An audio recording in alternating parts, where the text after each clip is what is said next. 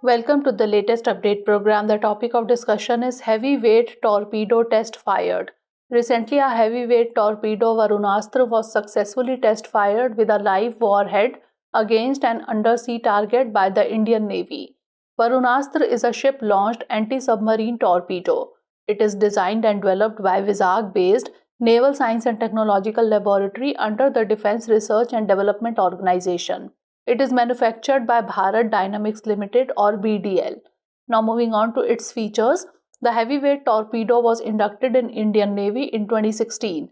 It can reach maximum speed of 40 knots and have maximum operating depth of 600 meter.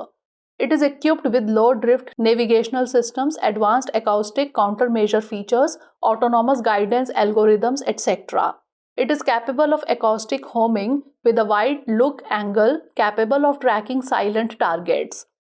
It is expected to replace the American Mark 46 torpedoes of Indian Navy's fleet.